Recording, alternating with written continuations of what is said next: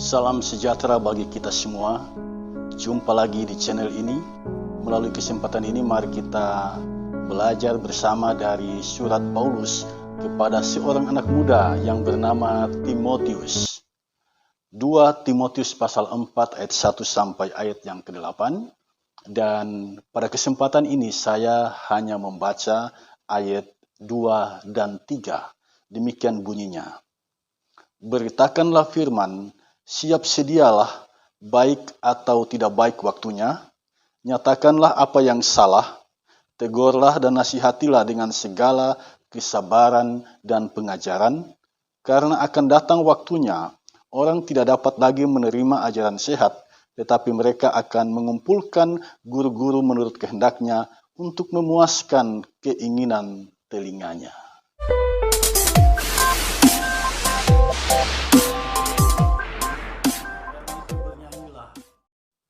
Apa kesan Anda ketika membaca kalimat ini? Di dalam pikiran kita pasti muncul pertanyaan. Bagaimana waktu yang baik itu? Atau bagaimana waktu yang tidak baik itu? Sebab di sini Paulus memberikan pesan kepada Timotius, beritakanlah firman baik atau tidak baik waktunya. Kata waktu ternyata yang digunakan dalam perjanjian baru ada dua. Yang pertama itu menunjuk pada urutan waktu. Senin, Selasa, Rabu, Kamis, Jumat, dan seterusnya. Detik, menit, jam, itu semua adalah urutan waktu. Nah, orang Yunani menyebut waktu dalam pengertian yang seperti itu adalah kronos. Dari kata itu muncul kronologi.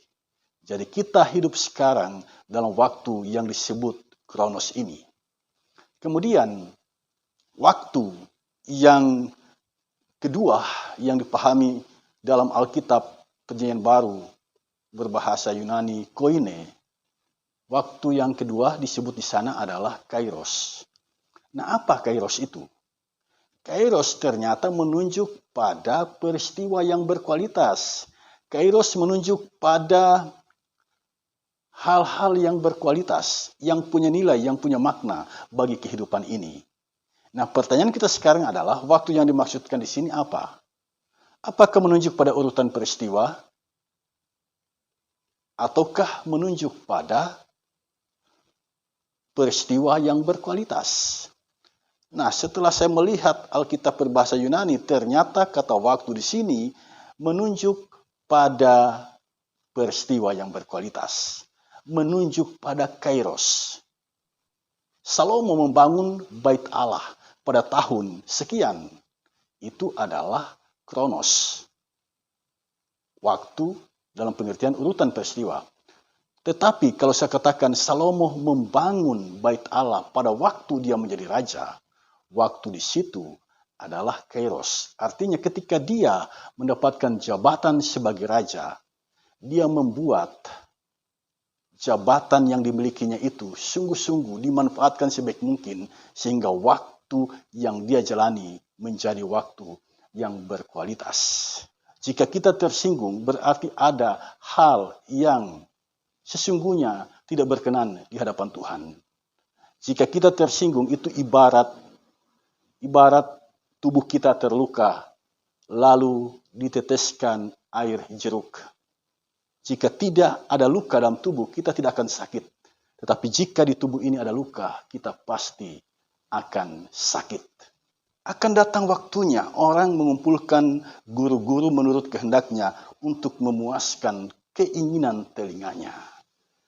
Jadi orientasi orang bukan lagi pada khotbah yang disampaikan. Orientasi orang bukan lagi pada apa firman Tuhan bagi saya hari ini. Tetapi orientasi orang adalah melihat siapa pengkhotbahnya. Siapa pengkhotbahnya. Kita hidup dalam satu bentangan waktu. Kita hidup dalam sebuah episode. Kita lahir, kita hidup, dan kita mati. Itu realitas kehidupan. Tidak ada orang yang hidup selama-lamanya. Tidak ada. Kalaupun ada, itu di Alkitab. Seperti Henokh, Elia yang diangkat oleh Allah. Itu adalah orang-orang spesial yang beroleh kasih karunia dari Tuhan. Tetapi sekarang tidak ada orang yang hidup selama-lamanya. Semuanya pasti akan mati. Semuanya pasti akan mati. Nah, dalam rentang waktu yang Tuhan anugerahkan kepada kita, dalam kronos, dalam urutan waktu yang Tuhan berikan kepada kita, apa yang harus kita lakukan agar waktu itu sungguh-sungguh bermakna bagi orang lain, sungguh-sungguh punya nilai di hadapan Tuhan, sungguh-sungguh berkualitas. Saya mencatat 3 hal. Yang pertama, ini yang harus kita lakukan. Kita harus punya perencanaan terhadap waktu yang Tuhan anugerahkan kepada kita. Kita harus membuat jadwal apa yang harus kita lakukan setiap hari. Itu yang pertama.